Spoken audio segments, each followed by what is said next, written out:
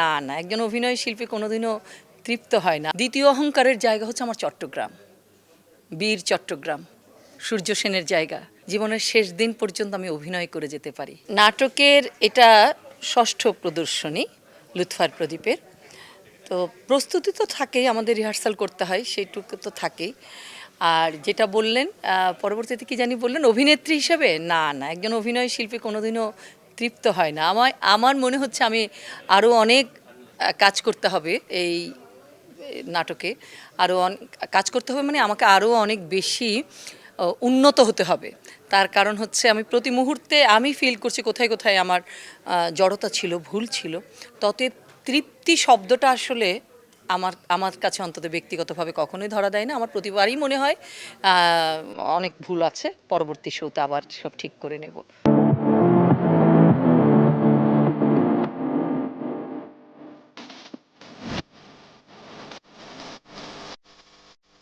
এই চরিত্রটি আপনাকে কেন টেনেছে বলে মনে করছেন? যেহেতু আপনারা লিজেন্ডারি অ্যাক্ট্রেস, সময় করা মঞ্চকে দেওয়া এটাও একটা কষ্টের জায়গা। সে জায়গা থেকে কেন মনে হলো যে এই নাটকটি আমি মঞ্চায়ন করব? আসলে বেগম লুৎফুন্নেসা বা নবাব সিরাজউদ্দৌলা, এই চরিত্রগুলো তো বাঙালির মনে একেবারে গেঁথে আছে, তাই না? প্রত্যেকেই বোধহয় জানে পরম্পরা হয়ে যে আমাদের সিরাজউদ্দৌলা ছিলেন বাংলার শেষ স্বাধীন নবাব। আর লুৎফুন্নেসা, কিছু নারীদের কথা কিন্তু কখনোই সামনে আসে না, তাই তো? তো সেখানেও একটা দায়বদ্ধতা থাকে একজন নারী অভিনেত্রী হিসাবে, মানে নারী অভিনয় শিল্পী হিসাবে, সেটার প্রতি। তো সেক্ষেত্রে লুৎফুন্নেসার সিরাজউদ্দৌলার প্রতি যে প্রেম ভালোবাসা, সেটা তো স্বাভাবিক। তারপরেও নবাবের মৃত্যুর পর এটা, এই প্রতীকী প্রদীপ, এটা যে, এটাকে আমরা স্বাধীনতার প্রদীপ বলতে পারি। তা আমরা তো কোনোদিন চাই না আমার দেশের স্বাধীনতাটা অস্তমিত হোক, এটাকে আমরা কোনোদিন হতে দেব না। বাংলাদেশের প্রতিটি মানুষের রক্তে যদি বিন্দু থাকে, শেষ বিন্দু পর্যন্ত তো তারা লড়াই করবেই। একটা কথা তো নাটকেই আছে, মীর ত্বকি বলেছেন, মীর জাফররা যুগে যুগে জন্মাবে, আমরাও যুগে যুগে জন্মাবো, তারপরেও এই দেশকে বিদেশিদের গোলাম হতে দেব না। তো এই সমস্ত একটা দায়বদ্ধতা থেকে, যেহেতু নাটকটা লিখেছেন তানভীর মোকাম্মেল, উনিও একজন সংবেদনশীল, রাজনৈতিক সচেতন, সমাজ সচেতন মানুষ, তাই এবং সমতল, যেহেতু এটা প্রথম প্রযোজনা সমতলের, তাদের প্রযোজনার ইয়েটা আমাকে তারা বেছে নিয়েছেন, এই জন্য তাদের প্রতিও আমার ধন্যবাদ, কৃতজ্ঞতা। আর এই নাটকে শুধু যে আমি অভিনয় করেছি তা তো না, আমার সঙ্গে একটি বিশেষ চরিত্র অগ্নিলা হাজরাও করেছেন। আর যারা এই নাটকের অন্যান্য কারিগরি জায়গায় ছিলেন তারা প্রত্যেকেই স্বনামধন্য। এটা আমার জন্য একটা মানে আশীর্বাদ বা কি বলবো, অনেক বিশাল পাওয়া। উত্তম গুহ, সৈয়দ শাবাব আলী আরজু, ওয়াহিদা মল্লিক জলি, নির্দেশক সগির মোস্তফা, রূপসজ্জায় নাজমুন্নাহার লিজা। তো এই সব কিছু মিলিয়ে না, মানে আমি নিজেকে অনেক বেশি মনে হচ্ছে আমি অনেক কি বলবো, অনেক বেশি পেয়ে গেছি। আমি যখন দর্শকদের সঙ্গে কথা বলছিলাম, একজন বলছিলেন যে আপনি চট্টগ্রামের মেয়ে কিন্তু কুমিল্লার বউ হয়ে গর্ব হয়েছেন।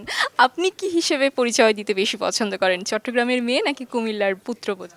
প্রথমত আমি একজন বাঙালি হিসেবে গর্ববোধ করি যে আমি বাঙালি, আমি বাংলায় কথা বলতে পারি, কারণ আমার ভাষাটা বাংলা, কারণ আমি জানি এটা রক্তে ভেজা ভাষা, অতএব সেটা আমার ভাষা। এই জন্য আমি অনেক গর্ব করে বলি আমি বাংলার মানুষ, আমি বাংলায় কথা বলি। এটা হচ্ছে আমার প্রথম অহংকারের জায়গা। দ্বিতীয় অহংকারের জায়গা হচ্ছে আমার চট্টগ্রাম, বীর চট্টগ্রাম, সূর্য সেনের জায়গা, স্বাধীনতার যেখান থেকে সব কিছু হয়েছে সেই জায়গা হচ্ছে চট্টগ্রাম। অতএব সেই অহংকারটা আমার বেশি।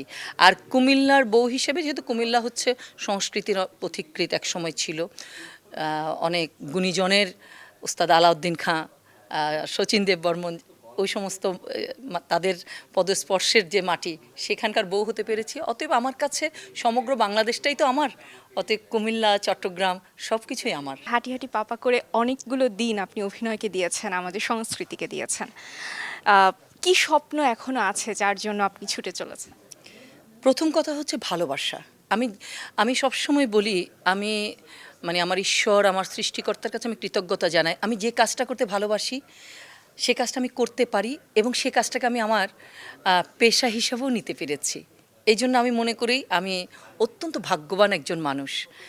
আর ভবিষ্যৎ যেটা বলছেন, আমি সবসময় মনে করি আমি যেন জীবনের শেষ দিন পর্যন্ত আমি অভিনয় করে যেতে পারি, এটাই। আর ভালো কাজ করতে পারি, যে কাজটা আমার দেশকে বিশ্বের দরবারে রিপ্রেজেন্ট করবে। জানি না করতে পারবো কিনা, কিন্তু আশা করতে তো দোষ নেই, তাই না? দর্শকদেরকে বলবো, যতই বিদেশি সংস্কৃতির হাতছানি থাক না কেন, থাকবেই, কারণ সব কিছু এখন আমাদের হাতের মুঠোয় এবং সব কিছু খোলা, তাই তো? আমরা যেন আমাদের শিকড় থেকে যেন দূরে না যাই। বিদেশি সব কিছু গ্রহণ করব, কিন্তু আমার যে সংস্কৃতি, আমার দেশের এত বছরের কৃষ্টি ঐতিহ্য, বাঙালি সংস্কৃতি, সেখান থেকে যেন আমরা এক চুলো সরে না যাই। এটাই দর্শকের কাছে চাওয়া থাকবে, নতুন প্রজন্মদের কাছে চাওয়া থাকবে। আর আমরা হয়তো অনেক কিছু করতে পারবো না, কিন্তু যে যার জায়গা থেকে দেশকে তো ভালোবাসতে পারবো, ওইটুকুই না হয় করি।